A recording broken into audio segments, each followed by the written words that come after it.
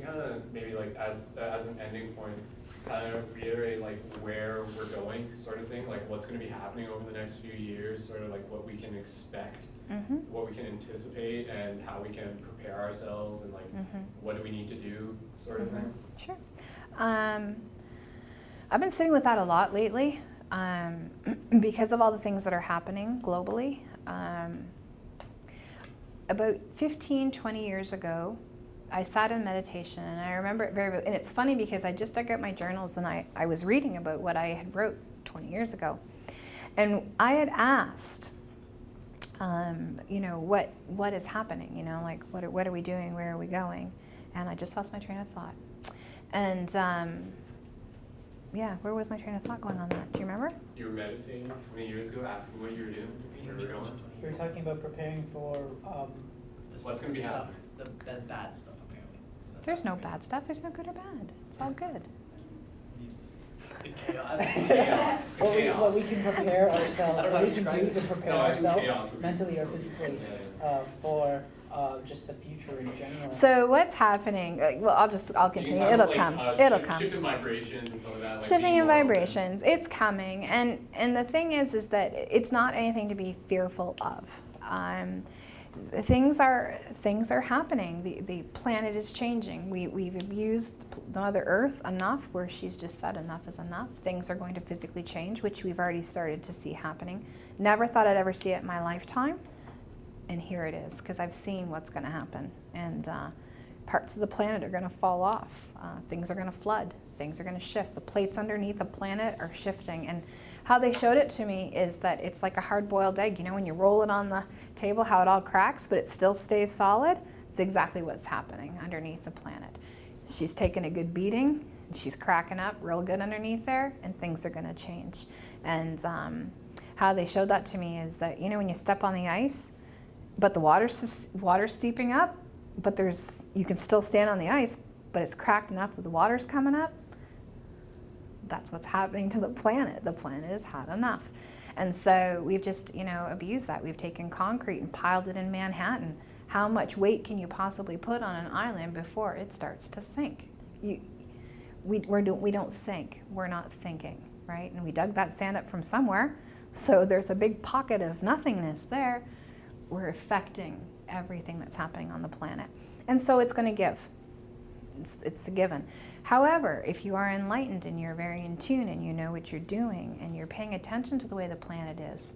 I was just reading, somebody sent me a link that Cook Islands are going to disappear. They're falling under sea level. Did y'all hear about that? There's islands that are now, the sea level is rising so high that they're starving because the salt water is coming inland and killing all of their food. They can't grow anything because the salt water is killing it. And so they're starting to sink and the sea level is rising. So my thing is why are these people not moving?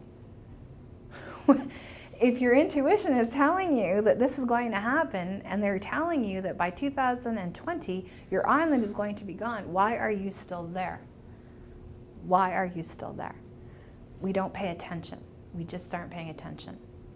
But things are going to happen. And so with that, with the planet, comes the evolution of human, of spirit, of where we're going. We're not going to be doing the things the same way as we did before. All of that is going to change. And it's not a bad thing. It's not a bad thing at all. And we'll all know what to do when the time is right. Because we're collecting, this is where I was going to go. Years ago, when we were talking about these shifts and we're talking about all of this, I said to them, we've tried world peace before. How many hundreds of times? We've burnt all our bras, we've done everything, we've done Woodstock. None of this has worked. Why is this going to work this time? And they said to me, because nobody is in charge. We're all gathering.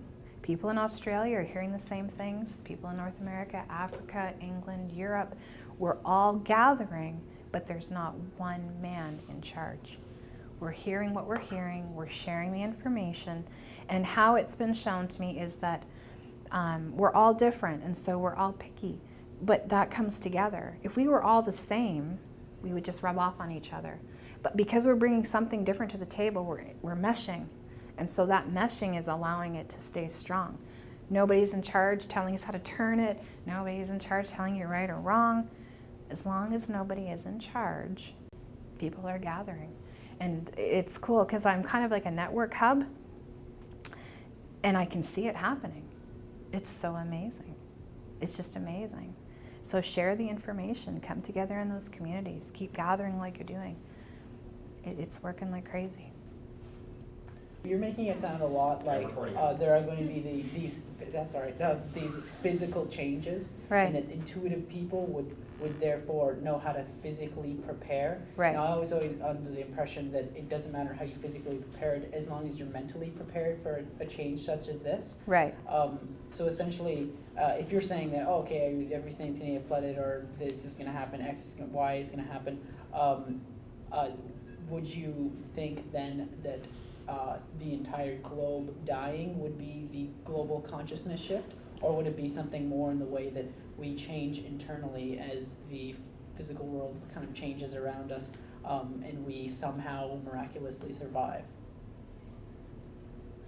That was not even short. Seriously. Okay. No, it's not both. But how I see that is that I don't believe that globally the place is going to blow up, or that, you know, everybody's talking about this nuclear thing, we're all going to blow this all up, whatever, blah, blah, blah, blah, blah. No. But I do believe that everybody has something to bring to the table, whether you're preparing physically, whether you're storing your rations, whether you're building your bomb shelter, whatever, blah, blah, blah, whether you're moving, however that is. But if you are awake and listening, spiritually, mentally, emotionally, all of those things, pick one or all, if you are in that state of being, then you can allow and be aware and do what you need to do, because you have free choice, free will. We all have free choice, free will. Right? Does that answer your question? Kind of, sort of, maybe not? Generally, yeah, I guess. Yeah. So I don't know. I do things my way. My neighbor down the street, maybe not so much. But you know what? Who am I to say whether one's right or wrong? I'm doing kind of what I feel is right. They're doing what they're feeling is right. At the end of the day, it's all good. It all works together. Once again, we're meshing. We're not all the same. We're meshing.